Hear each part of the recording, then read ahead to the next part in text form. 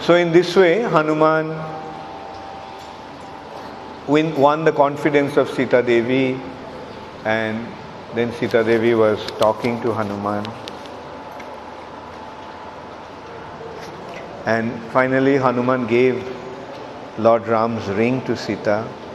Recognizing that and seeing the name of her beloved husband on the inside band, Sita's face blossomed with joy, as if she were experiencing the arrival of Ram himself. She said, "O Hanuman, I am eternally indebted to you for this gift. You are so magnanimous to have come here for my sake. Now please tell me more about Ram." Then with folded hands, Hanuman told, "It is only because Ram doesn't know where you are that Ram is not coming here. Now when I go and give the news to Ram that you are here, he will come and he will vanquish Ravan and rescue you."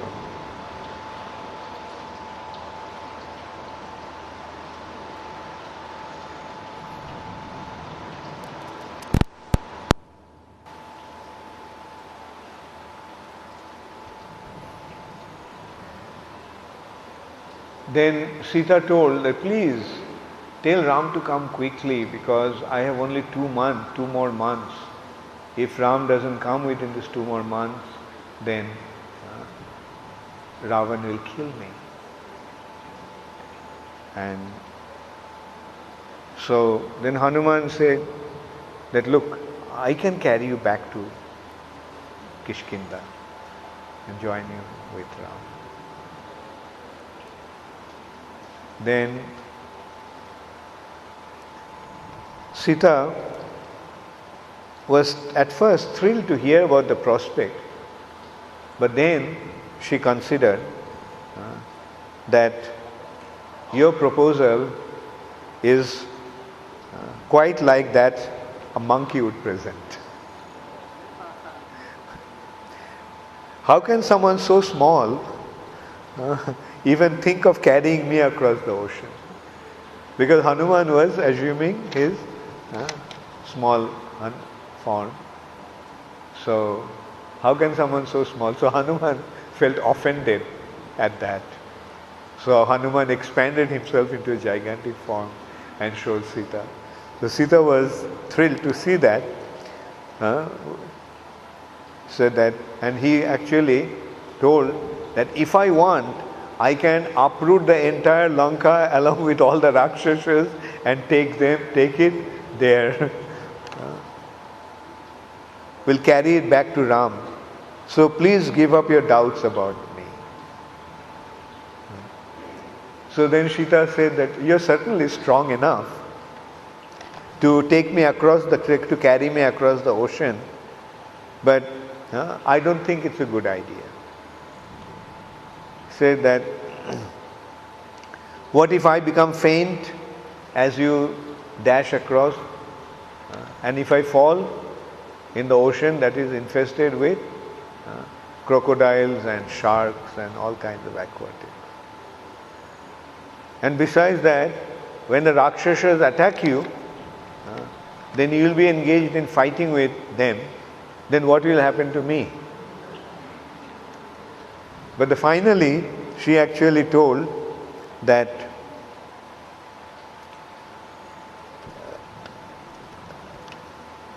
if you carry me like that, then that will simply diminish the glory of Ram. As if Ram couldn't protect me. So somebody else had to do it for. And then she told that besides that, Hanuman, I don't want to go back the way I was brought in here by somebody. At that time, I was helpless. How can I touch any other man being a married woman? So now Ram must come here himself to rescue me, killing the wicked Ravana. This act alone would be worthy of enhancing his glorious reputation. So Hanuman agreed with that. He said that, yes, I appreciate. And what you said is befitting a chaste and righteous wife of Ram. I will now leave, but give me something as a token that I can convince Ram that I met you. So Sita said, when you meet him, you tell him that once when we were sitting together, then Ram fell asleep in the forest. Then a crow came and started to peck me on my breast. And the blood fell on Ram's body, and Ram woke up. And seeing that my breasts have been pecked, like he became very, very angry. So he just took a blade of grass and he turned that blade of grass into Brahmastra. And he released that Brahmastra to kill the crow. The crow was actually the son of Indra, Jayanta. And then Jayanta fell at Ram's feet and begged forgiveness. So Ram forgave him, but he said that now that I have released the Brahmastra, it must not come back without hitting any target. So it was directed towards Indra's son's eye. So that's how he became blind with one eye. So you tell Ram that he used the Brahmastra to an insignificant crow. Now why doesn't he come and rescue me from Ravan?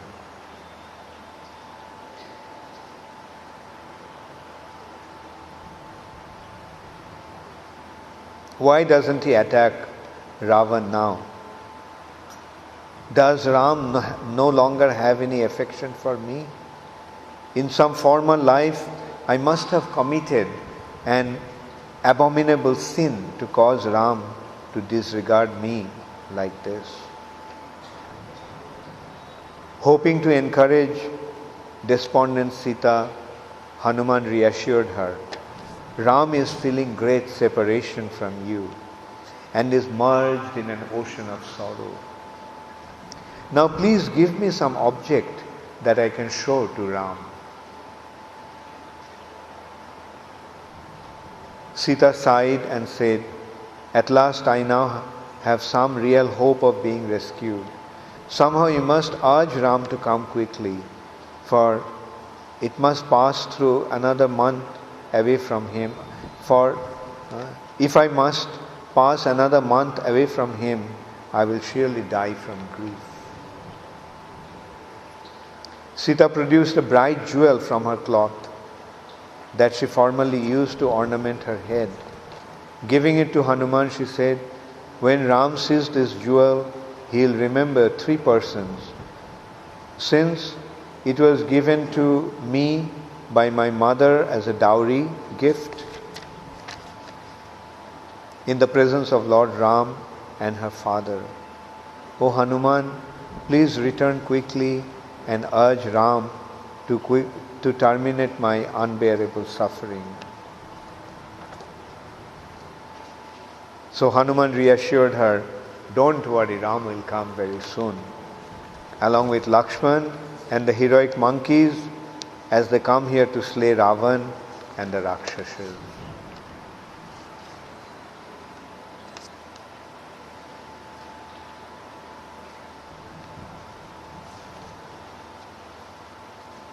So, after leaving Sita, Hanuman thought that since I have come here, I must check Ravan's strength. And so he started to plunder the Ashoka forest. He started to uproot all the trees, and in no time, the whole garden was completely destroyed. Now hearing that sound, all the Rakshasas woke up and they saw a gigantic monkey sitting on the on the gate of the wall, gate of the garden. Hanuman was waiting for others to come. Now this is very interesting.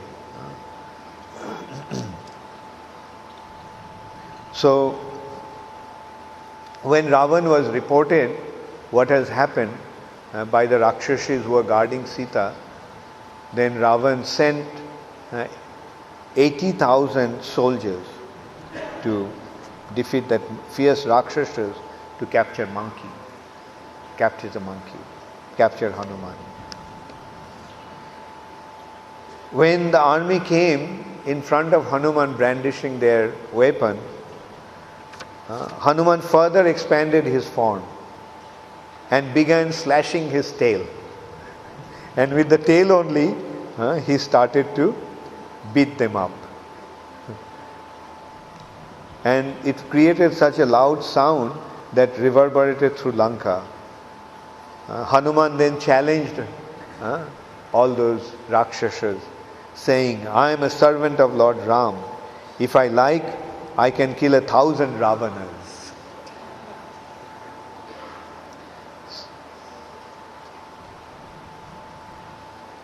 As Hanuman roared menacingly, the Rakshasas became afraid, very, very afraid.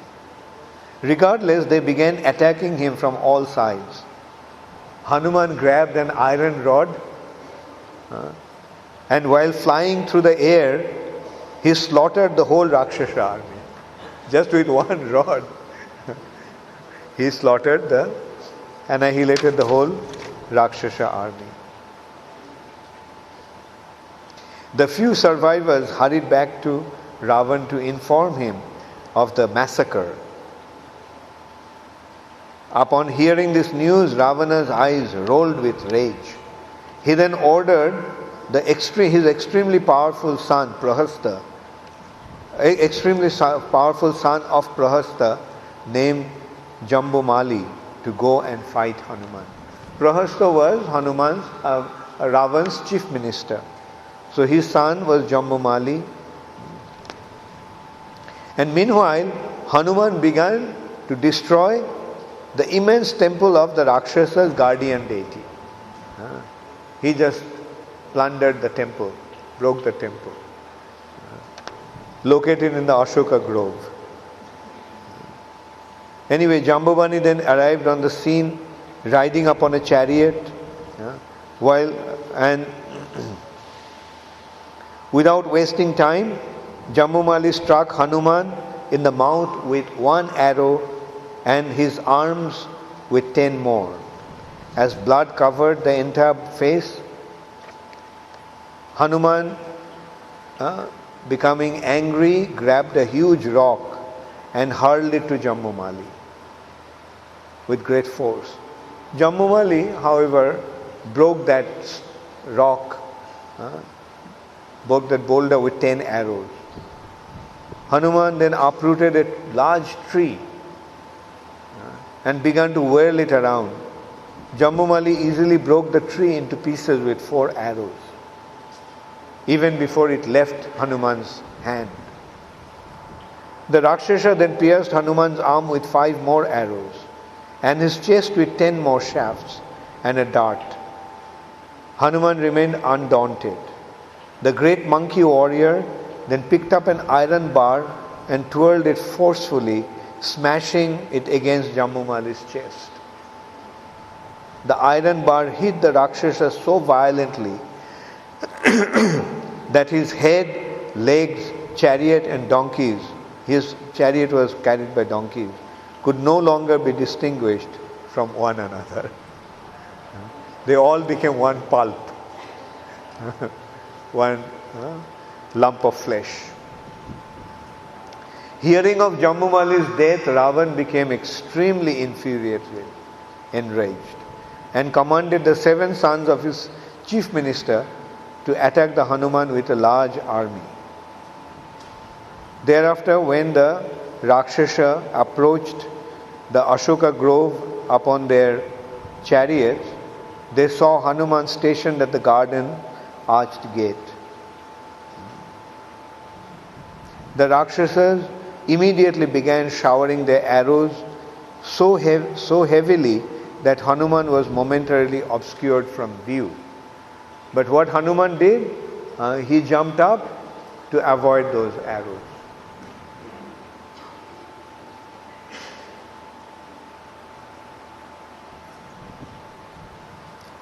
And then Hanuman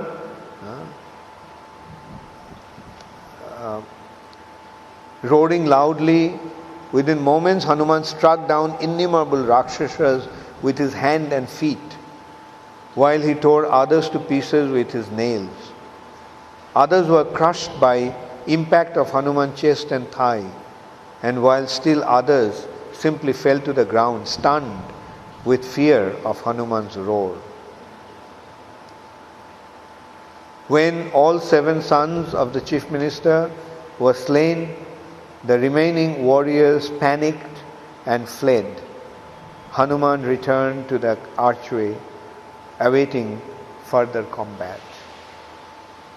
Ravana then sent 5 of his leading generals along with a large army, saying, "I want you to capture this Hanuman, for he could not be a mere monkey, he must be a super powerful being."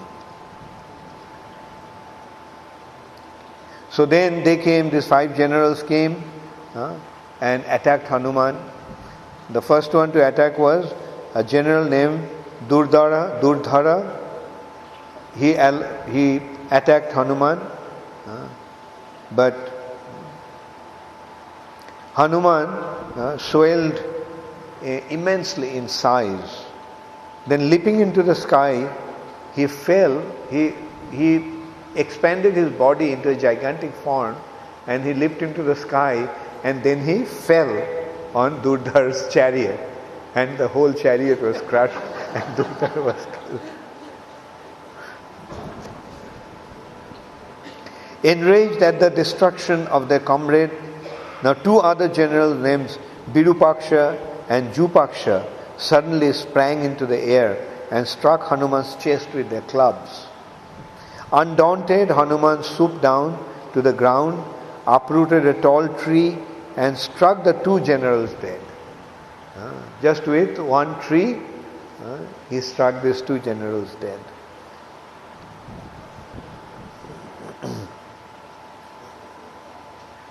Then 2 remaining generals, Progharsh and Bhashakarna, came before Hanuman and pierced him with a spear and dart, causing his body to become covered with blood. Enraged Hanuman then quickly tore off a mountain peak with all its animals and trees and pounded the 2 Rakshasas into mere pulp. So this is the potency of a devotee of the Lord.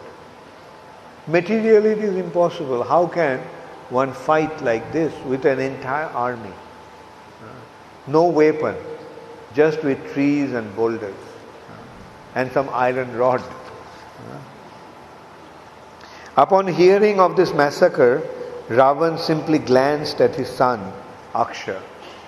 He was a young boy, so just as Ravan looked at him, Aksha immediately sprang up and he mounted on his mysterious chariot, which could travel through the air and was drawn by 8 horses, and he approached the Ashoka grove.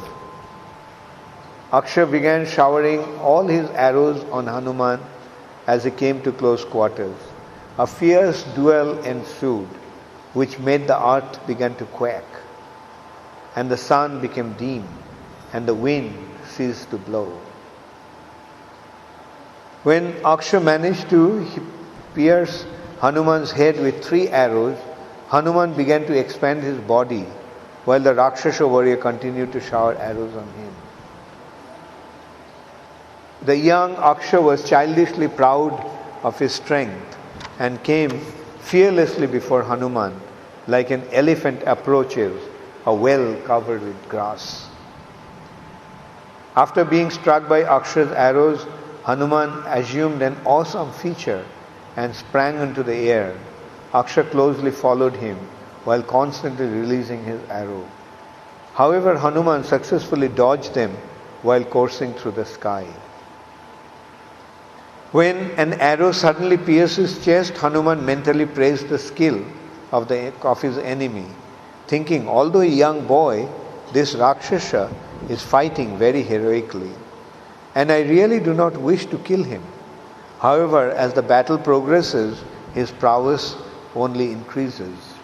If I do not kill him, I may become defeated. Therefore, it behooves me to kill him immediately, just as a spreading fire should be extinguished at once. Increasing his speed, Hanuman killed all of Aksha's horses with a slap of his hand, causing the disabled chariot to fall on the ground, smashed to pieces. Aksha took up his bow and sword, jumped from the ruined chariot, and ascended into the sky like a rishi on his way to heaven. Agile Hanuman, however, caught Aksha by the legs.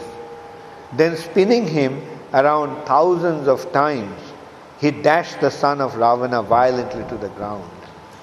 With all his limbs broken and his chest crushed, Aksha gave up his life while vomiting blood.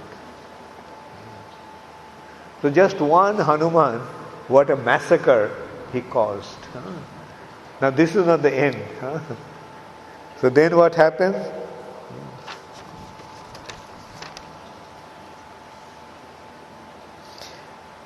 When the news reached Ravan, infuriated Ravan, then called Indrajit. Indrajit is Ravan's eldest son, and he was as powerful as Ravan. He could fight hiding behind, fight invisibly. He could become invisible and fight. So anyway, Indrajit and Hanuman fought for a long time. No one could defeat each other. Then finally, Indrajit released Brahmastra to bind Hanuman.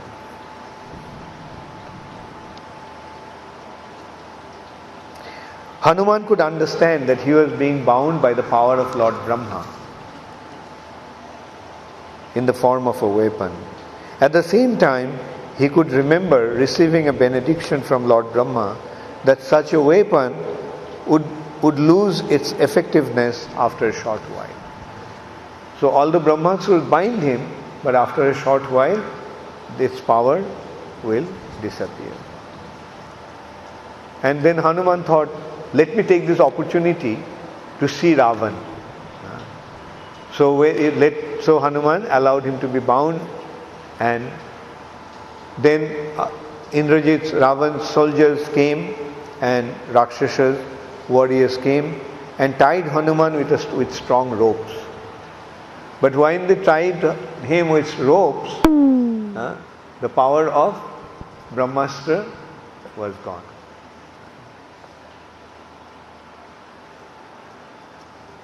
As soon as Hanuman was tied up by their ropes, the effects of the Brahmastra became nullified.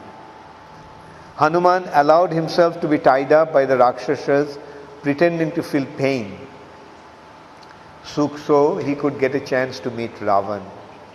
Indrajit could understand that Hanuman was feigning bondage. Being free from the effects of the Brahmastra has been nullified. It cannot be evoked again against the same adversary. Anyway, then Hanuman was taken to Ravan, and so Ravan asked, who are you? Who is this monkey-like creature? We should kill him at once, eat him up, let's roast him. That's the Rakshasa said. Hanuman was face to face with Ravan. Ravan ordered his ministers to interrogate Hanuman. In reply, Hanuman said, I am a messenger from Sugriv. the king of the monkeys, who sends you his best wishes. The noble-minded Sugriva hopes that you are conducting yourself according to the principles of religion and that your kingdom is therefore prospering. Hanuman thought, with Ravan's charm, presence of mind, courage, splendor, and auspicious bodily symptoms, he could have surpassed even Indra in glory, had he not become averse to righteousness.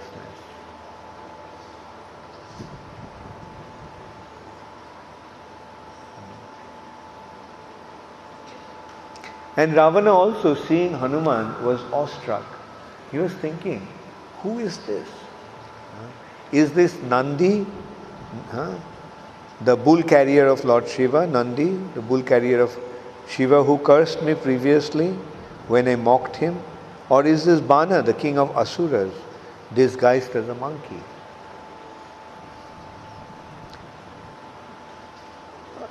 Now Hanuman continued to speak. I have simply come here with the desire of meeting Ravan. I knew that an insignificant person like me would have a difficult time gaining the king's audience. Therefore, I destroyed his pleasure garden with the hope that I would be captured and brought to the royal assembly. I didn't intend to harm anyone, but when the Rakshasa warriors attacked me, I was forced to kill them in self-defense. And he told Ravan, he appealed to Ravan, Ravan, you know the religious principles, you know the results of sinful activities, you know that it is extremely sinful to steal somebody else's wife. Then why are you doing that? Return Sita to Ram. He will forgive you, because Ram by nature is very generous. But Ravan didn't want to listen to the Hanuman's good suggestion. He rather ordered, kill this monkey. Then Bibhishan came and said, look, Ravan, a messenger cannot be killed, should not be killed. Ravan didn't want to listen to the good advice of Bibhishan. He still ordered that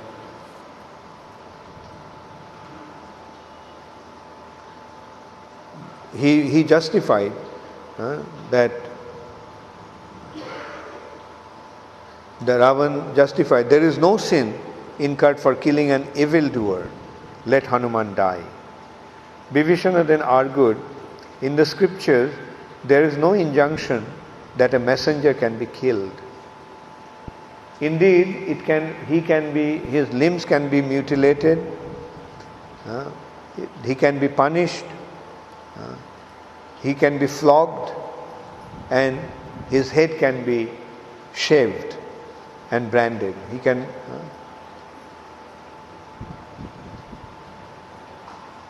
and then he said that he is just a messenger. What will you gain by killing him? Rather, kill the person who try to kill the person who is your actual enemy, the one who sent Hanuman. So then Ravan suggested that he said that the monkeys take a lot of pride in their tail. So burn the tail of set his tail in fire, so that way we won't kill him, but his tail will be burnt, and then everybody will be able to see what a great hero he is, and in this way he will become a laughing stock of everyone. So getting that instruction, the Rakshasas tied up cloth on Hanuman's tail and set it on fire. And then Hanuman expanded his body into a gigantic form again, and he soared into the sky, and he entered into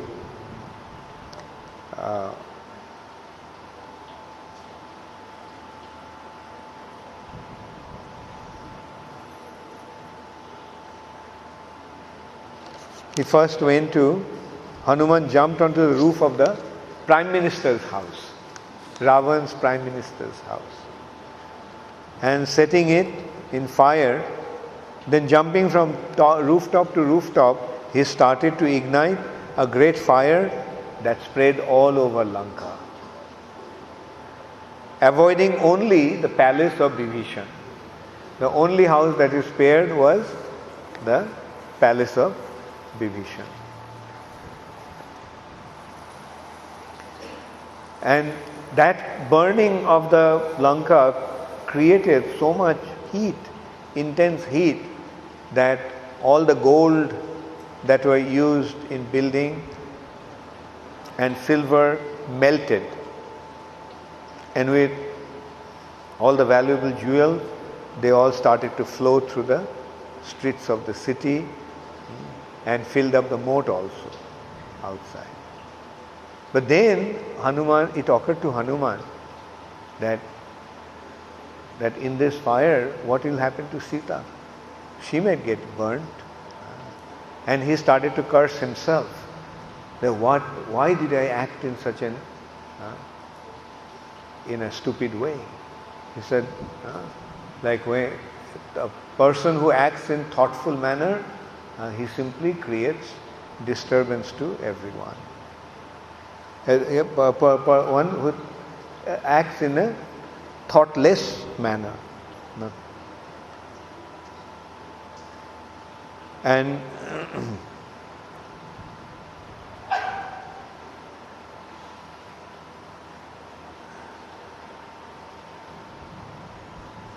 then Siddhas and Charanas came to Hanuman, who were watching, and reported that Sita is safe. Then Hanuman became consoled. So in the meantime, Sita approached Agni in the sacrificial fire that she was keeping and pleaded to Agni to be she got the news that Hanuman has been set into fire. Hanuman has been burnt. So that his tail has been burnt. So Sita then prayed to Agni to be kind to Hanuman. And all of a sudden Hanuman felt that he was not feeling the heat anymore. And he felt as if they have tied his tail with ice. It felt so cool and so soothing. And wind also started to blow at that time, causing relief to Hanuman's agony. So Hanuman was surprised. So then when Hanuman heard that Sita was safe, Hanuman then came to Sita and overjoyed and relieved, Hanuman rushed to where Sita was staying. Upon seeing her, he shed tears of happiness. Sita again pleaded, "Dear Hanuman, please remain here just for one day. I gain great relief from my burning grief by your association. Indeed, your return is uncertain, as is my survival, because of my intense unhappiness. I don't see how Ram, Lakshman and the monkeys will ever be able to cross the ocean. Regardless, you must urge them to come quickly and rescue me, for I do not feel I can remain alive under these conditions."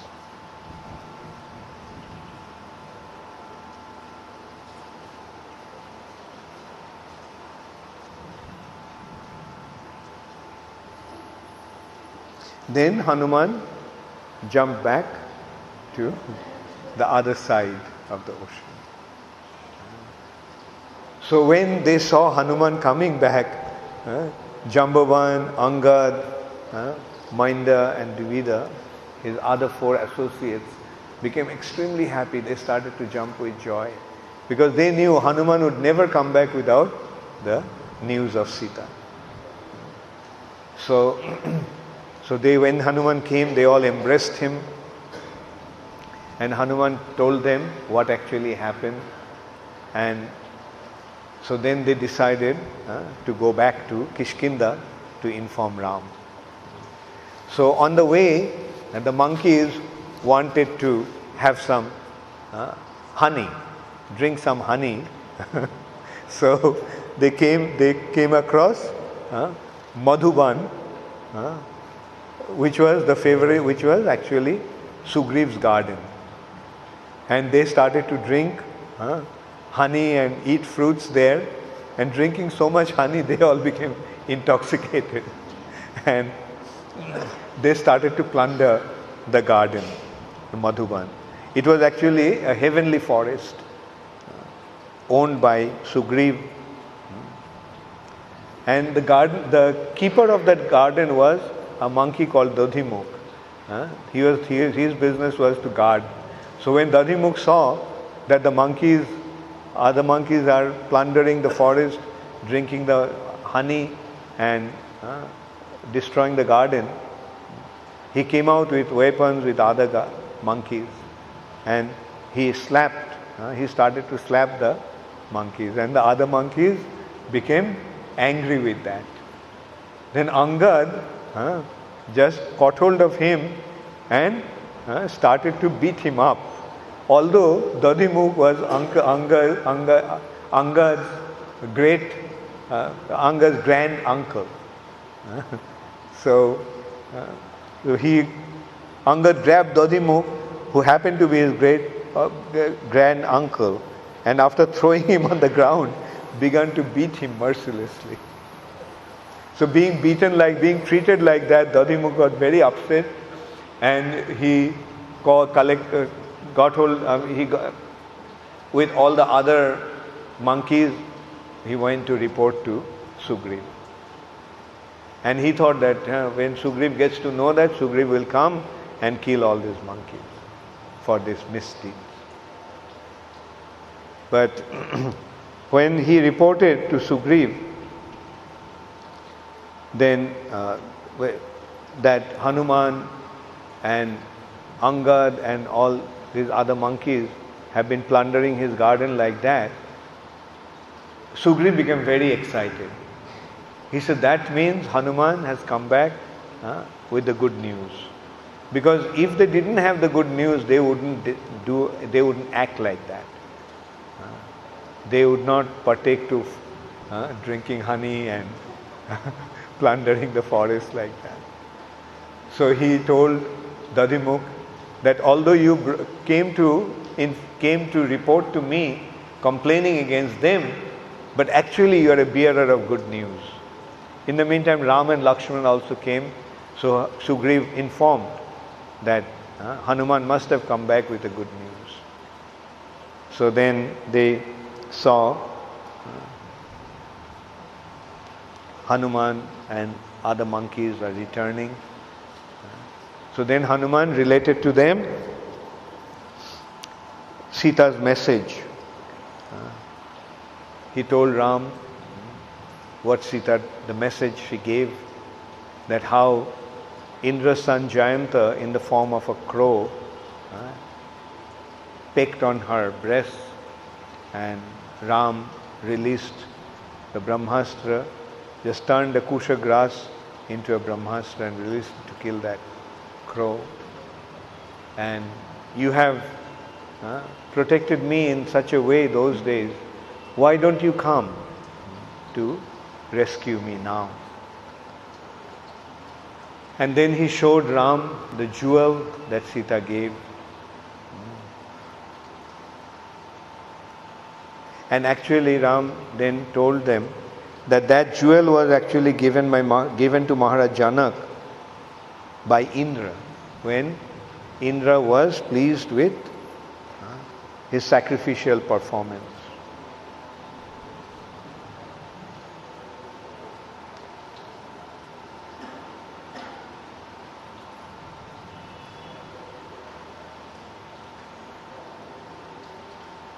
Then he's saying, he related to Ram, that you chastise Indra's son, Jayanta. After Ram, although Ram is unlimitedly powerful and unconquerable, he does not come here to rescue me. I can only conclude that this misfortune is the result of some terrible sin I committed in the past life. And then Hanuman told that I offered to carry Sita back to you. But she refused, for she was unwilling to touch another male. Again and again she said, you must convince Ram to come here quickly to rescue me. My grief is practically unbearable, and I do not know how much longer I can go on living. O Hanuman, how will Ram, Lakshman and the monkeys will ever be able to cross over the ocean to Lanka? I know you are able to kill Ravan and deliver me to Ram. However, it is my desire that Ram himself come here to rescue me. So his spotless reputation will be further enhanced. I do not wish to be returned to Ram the way I was brought to Lanka, carried by another. Hanuman concluded, I assured Sita that the other monkeys were superior to me and could easily jump over the ocean to Lanka. I also told her that if necessary, I could carry you and Lakshman on my back. In this way, I pacified Sita a little. However, considering her precarious condition, I urge you to quickly devise some means whereby we can all attack Lanka without further delay. So in this way, Hanuman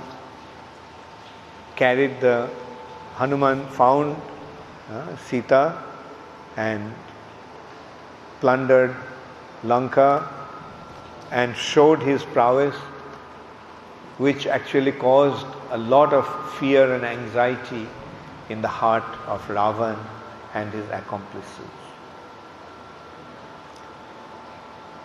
So Ramayana is so wonderful.